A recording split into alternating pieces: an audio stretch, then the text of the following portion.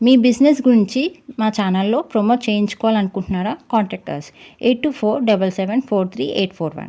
If you want to promote your shop business in a channel, you can call me to above number. Senior hero Krishna Vijaya Nirmala వారసుడిగా ఇండస్ట్రీలోకి అడుగుపెట్టారు నరేష్. హీరోగా ఎన్నో సినిమాలు చేసి ప్రస్తుతం టాలీవుడ్లో మోస్ట్ వాంటెడ్ క్యారెక్టర్ ఆర్టిస్ట్గా సెటిల్ అయిపోయారు.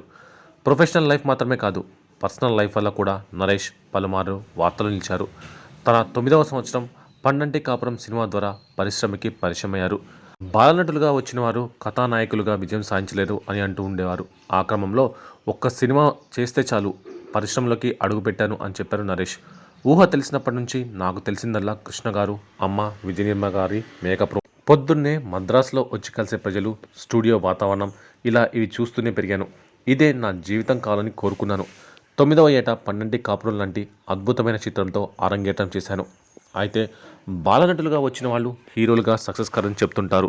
ఈ భయం నాలో కూడా ఉండేది. దాని గురించి పెద్దగా ఆలోచించలేదు. ఒక్క సినిమా హీరోగా నటిస్తే చాలని అనుకున్నాను. అనుకోకుండా అమ్మగారి ప్రేమ సంఖ్యలు, జంధ్యాల గారి 4 స్తంభాలాట, ఇలా 2 సినిమాలు వచ్చాయి. 4 స్తంభాలాటతో నాకు అద్భుతమైన కెరియర్ స్టార్ట్ అయింది. నా ఫస్ట్ ఇన్నింగ్స్లో జంధ్యాల గారు, అమ్మ విజయ నిర్మల, విశ్వనాథ్ గారు, బాపు గారు, రమణ గారు, ఈవీవి సత్యనారాయణ గారు, వంశీ గారు, రేలంగి నరసింహారావు గారు లాంటి మహనీయులతో కలిసి పనిచేసే అదృష్టం దొరికింది. వీరందరూ నా విజయానికి పునాది వేశారు. వారందరికీ కృతజ్ఞతలు అంటూ నరేష్ ఓ సందర్భంలో చెప్పుకొచ్చారు. ఇక తాను రియల్ లైఫ్లో కొంచెం అడ్వెంచరస్ పర్సన్ అని, రిస్కులు తీసుకుంటాను, నా మనసుకి నచ్చింది చేస్తాను అని చెప్పారు. రాజకీయాల్లో పనిచేశాను.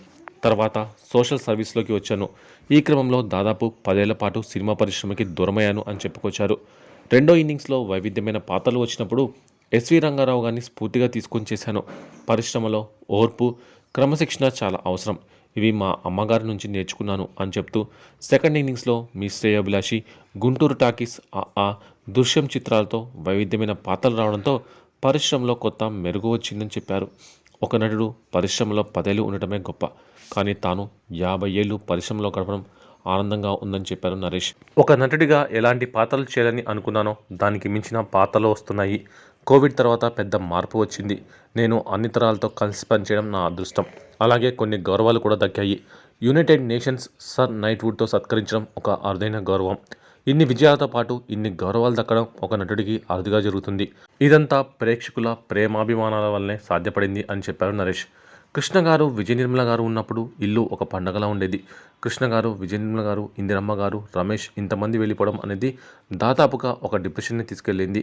ఏది ఏమైనా వాళ్ళ ఆశీస్సులు ఉంటాయని ఎప్పుడూ నమ్ముతాను. వాళ్ళ ఆశయాల్ని ముందుకు తీసుకువెళ్తాం. అయితే ఈ సక్సెస్ని వాళ్ళు చూడలేకపోతున్నారనే బాధ మాత్రం మనసులో ఉంటుంది. వాళ్ళని చాలా మిస్ అవుతున్నాం. వారు లేని లోటు ఎప్పటికీ ఉంటుందన్నారు నరేష్. ఇక సీనియర్ నరేష్, పవిత్ర లోకేష్ జోడీ కొన్ని నెలల క్రితం ఊహించని స్థాయిలో పాపులర్ అయ్యారు. తమ గురించి ఫేక్ వార్తలు ప్రచారం చేస్తున్న మీడియా విషయంలో సైతం నరేష్ సీరియస్ కావడం జరిగింది. అయితే నరేష్, పవిత్ర లోకేష్ మధ్య ప్రేమ ఎక్కడ మొదలైంది, ఎలా మొదలైంది అనే ప్రశ్నలకు మాత్రం సమాధానం తెలియదు.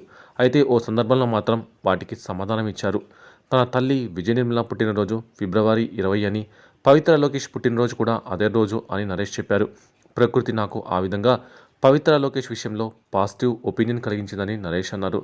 నా లైఫ్లో మంచి భార్య లేదని, అమ్మ విజయ నిర్మల దిగులు చెందేవారని, అమ్మ అనారోగ్యంతో చివరి దశలో ఉన్న సమయంలో నా భాగస్వామి గురించి దిగులు చెందొద్దని, నా జీవితంలోకి మంచి వ్యక్తి వచ్చిందని నేను అమ్మకు చెప్పానంటూ నరేష్ అన్నారు.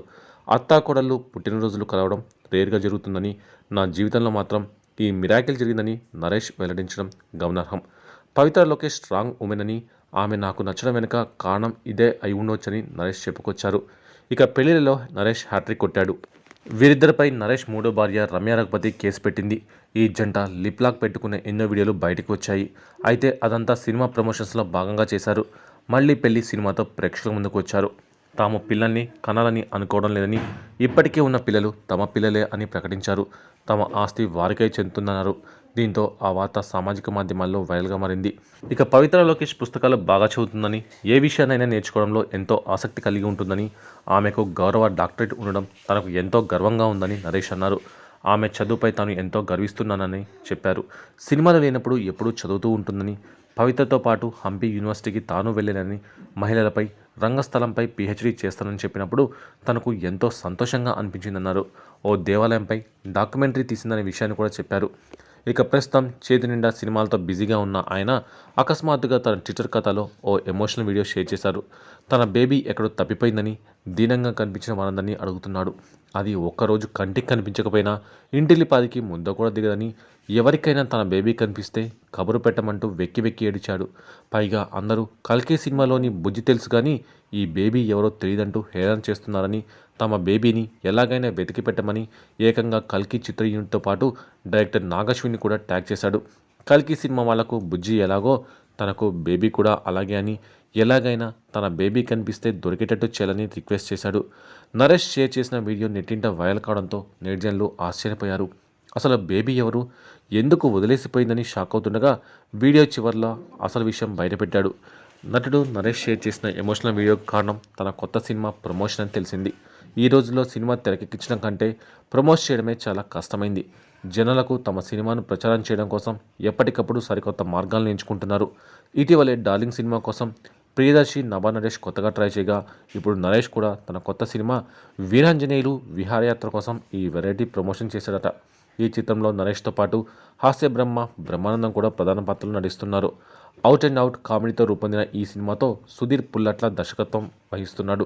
అలాగే ఈ మూవీలో కీడా కోలా ఫేమ్ రాగ్ మయూర్, ప్రియా వడ్లమని కీలక పాత్రలు పోషిస్తున్నారు. ఎప్పుడూ గొడవలు పడుతుంటే ఓ కుటుంబం విహారయాత్రకు వెళ్ళి సరదాగా గడపాలని నిర్ణయించుకుంటుంది. దీంతో ఫ్యామిలీ మొత్తం గోవా వెళ్ళాలని అనుకుంటారు. ఇందుకు తమ వద్ద ఉన్న పాత మెటాడోర్ వ్యాన్కు కాస్త రంగులు వేసి అందంగా ముస్తాబు చేస్తారు.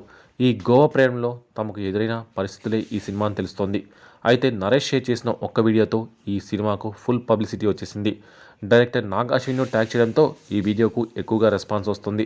అటు కల్కి ఆడియన్స్, ప్రభాస్ అభిమానులు కూడా ఈ వీడియోను విపరీతంగా షేర్ చేస్తున్నారు. బేబీని కనిపెట్టడంలో భైరవ బుజ్జి హెల్ప్ చేస్తుందంటూ కామెంట్స్ చేస్తున్నారు.